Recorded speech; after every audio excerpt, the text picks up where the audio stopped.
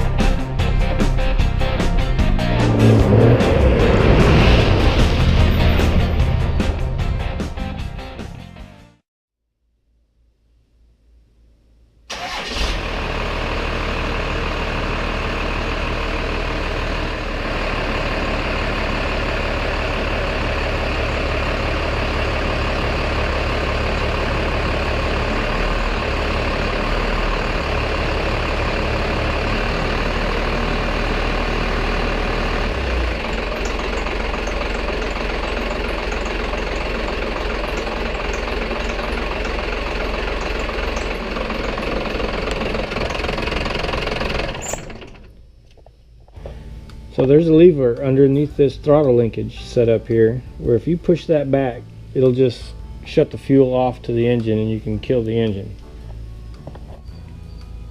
Your fuel shutoff solenoid is going to be back here on the back of the pump. Disconnect these wires going to the fuel shutoff solenoid.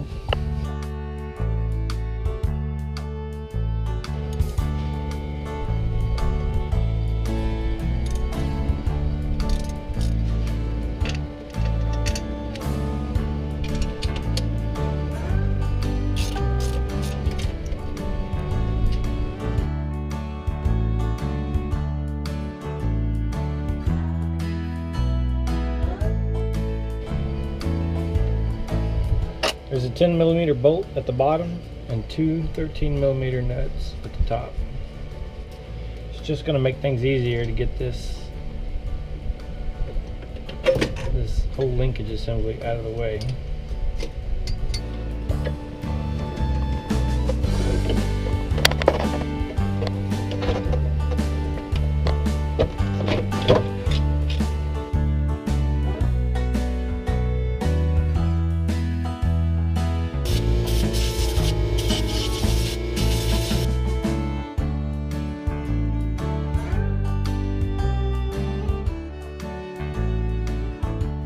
So I have a pump here for demonstration purposes. You can see it still has the original bracket that hasn't been cut here. And even with it cut on the truck, I was barely able to get a wrench on there. But just so you can see, this bracket will not allow you to get a hold of this thing in any way. But I just want to rob the fuel shutoff solenoid off of this one so I can fix the other one. And I'll just take the bracket off.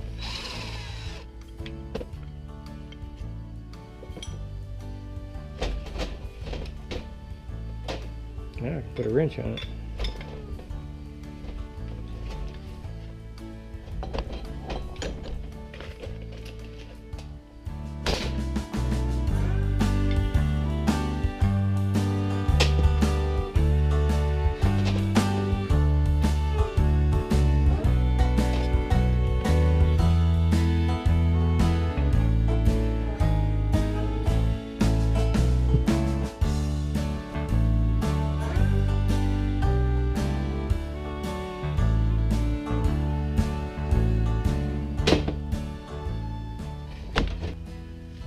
Okay, so I got the plunger out of this one and it's in pretty good shape.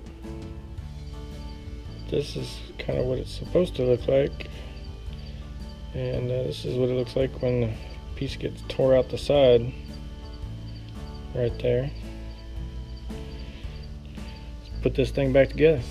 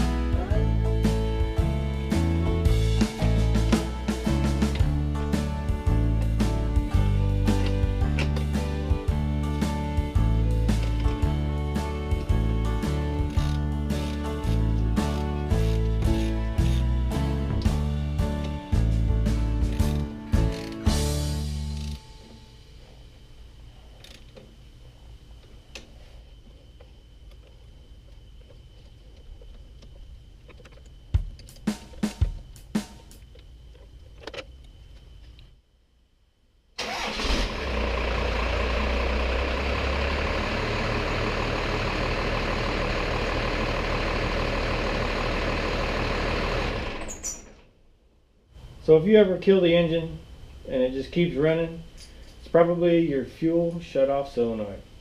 Well, I hope you enjoyed this how-to episode. And remember, if you want to see your truck on my channel, send your pictures to myers.firstgen@gmail.com. And we'll see you next week right here on First Gen Diesel.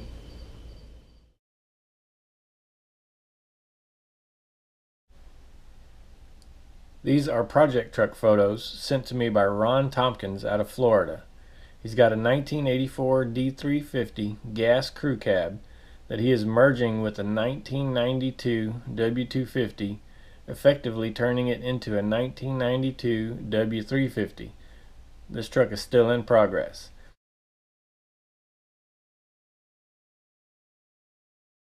Thank you for sending in photos, and good luck with your project truck.